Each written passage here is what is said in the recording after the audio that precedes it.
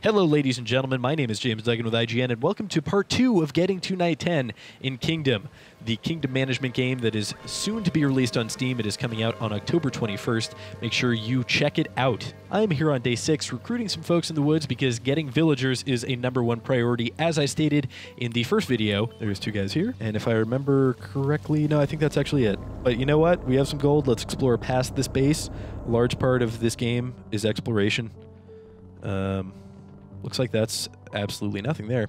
Okay, so here we have an archer statue. Now, the way this works is I could sink gold into it, and it would buff my archers. Well, I just did. So my archers are going to get a buff for a single day. Definitely not worth it there. In fact, that was a poor use of my gold for this early in the game. But I guess it's good to show you guys how that works. And also, I'm in such a comfortable place at this point. I don't need to worry too much about holding on to every single bit of my gold. Things to spend my gold on at this point, now that I've established a decent fortification and have a single farm, is farmers. You can have anywhere between 2 and 3 farmers to fully saturate farmland. And from my experience, the farmland, I'm a little bit unsure on this, but I think it can actually be completely utilized. So like, for instance, in 5 nights, this farm may no longer yield anything. Now, I'm not 100% sure on that again. And again, I could upgrade this, but I'm not going to do that just because my farmers will die. So let's go back into town. And I think at this point, a pretty good use of my money is getting some catapults, which I've had discussions with my coworkers who played this game about whether or not they're useful. I find them to be extremely useful in those really, really big wave nights because they deal AoE damage, and they can really save your neck. That being said, they're not super reliable.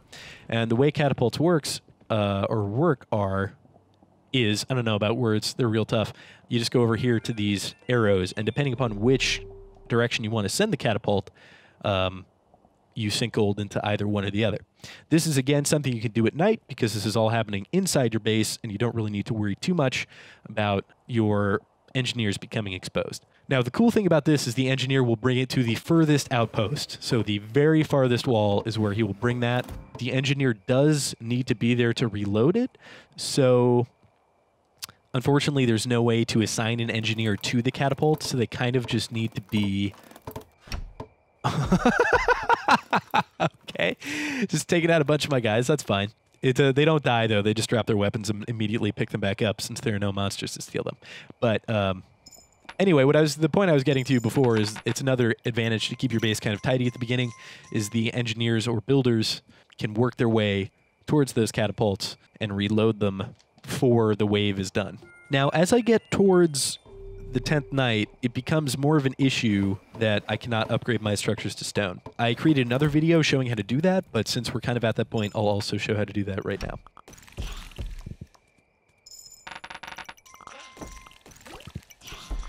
All right, so that was a tiny wave. We're not even halfway through the night, and you can see that catapult totally wrecked that one dude. LOL, GG. No re. And at this point, I feel safe enough to go off in this left direction, which is compounded by the fact that I have a completely full coin purse. So even if I were to be attacked, I can just drop some gold. Morning of the 8th day. We are real close to day 10. All right, this looks to be a builder statue, and there's the traveling merchant.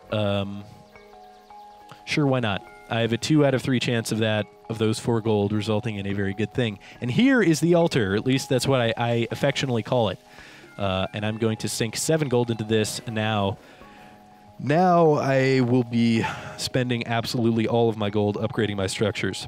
The only thing I have to keep in mind, again, is when I am building. That is super crucial. I do not want to be building going into the nighttime.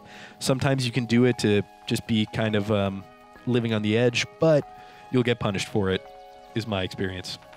I think early enough in the day to the point where I'm going to go ahead and upgrade these. The only thing I need to keep in mind is the fact that I do only have 2 builders, but there's a guy without a job, so I'm going to give him a hammer. Let's get some archers, even though I do have that traveling merchant coming in who will fill one of these up. So I'm just going to let him do his thing, because again, if I get 4 hammers like it did the first time I showed this game off, I'll be mad. And at this point, we can upgrade this to a stone fortress, which will actually just automatically pay for all that stuff to be upgraded. This could be a bad idea. This may be a little bit late in the day to be doing this. But I have faith in my builders. Oh, no, I don't. I totally don't, because they have to upgrade all this stuff. Oh, I made a huge mistake, as Job would say. So let's see how much of this stuff they can get through. And in fact, I'm going to go ahead and just get another one to get all this stuff going at this point. Shoot, let's do 2 more. I don't care. I just don't want to lose.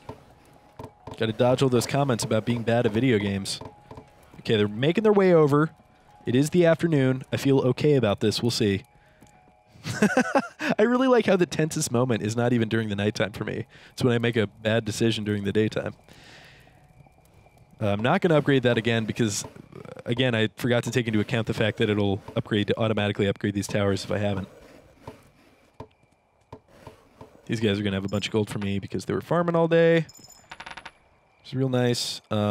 As a absolute last line of defense, what I can do is...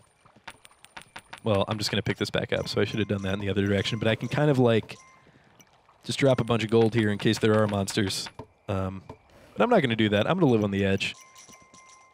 I will be an early warning system, though. Let's see. I hope there are no monsters. There they are. Oh, looks like we can handle that. That's only 2. I'm not even going to pay just because out of... Oh, well. Yeah, I am. There you go. Take it. Oh. Now, the reason I paid is because I don't want them to take a hammer, because a hammer is worth 3 gold, and obviously a single gold coin is only worth 1 gold. Let's upgrade this. Walls generally should be upgraded before the towers. And again, the towers are... What did he do? It looks like he either did scythes, which would be amazing, but it looks like he did bows and arrows. In any case, maybe scythes. There's a lot of people with scythes. In any case, that's way better than hammers. You just do not want that traveling merchant to build a bunch of hammers. All right, just since we are starting to get towards the end of day 10, and I don't want to leave you on a note that, like, what do I do after this? The next steps would be to clear this forest and start expansion in this direction, or in the opposite direction. Keep in mind, once you do something like that, you can't decommit from it. Those builders are going to go out and clear that. So, and I do also have limited resources. Yeah, so those guys are working on the forest. I'm happy with where my towers are at. I'm going to go ahead and upgrade the town to its final tier, just so I can show you guys what that looks like.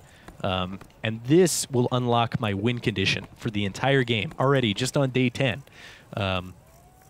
This is extremely early. I would go over here, and I would sink a bunch of gold. You know what? I'll do it. Screw it. That's going to create a shield. I can have up to 4 of those. So 2 on either side. And then if I go and recruit a villager, he'll come back, grab the shield, and become a knight.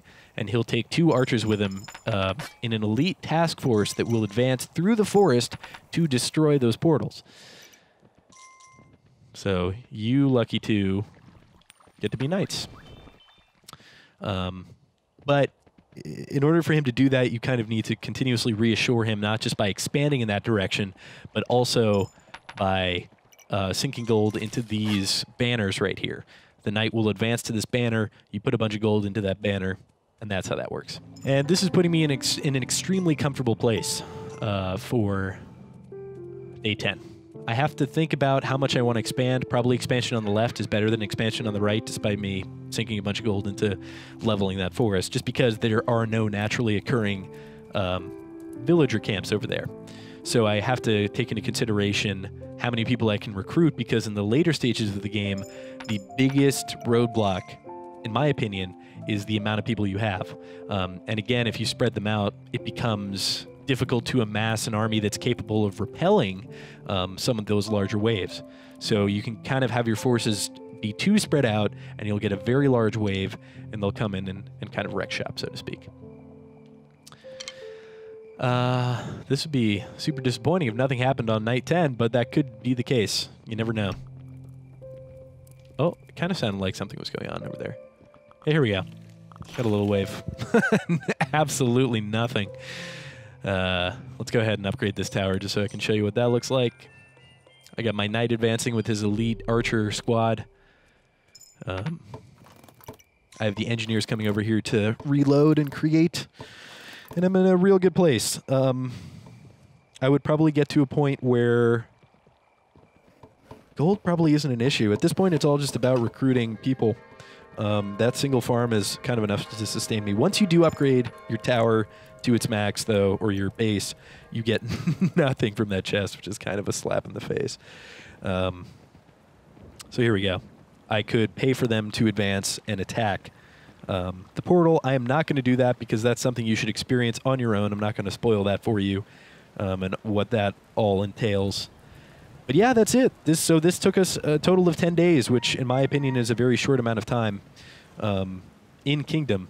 And I'm in a fantastic spot. I could, in my opinion, easily beat the game from here. But I'm going to let you guys figure out the strategy for anything past day 10. For all things Kingdom, keep it right here on IGN.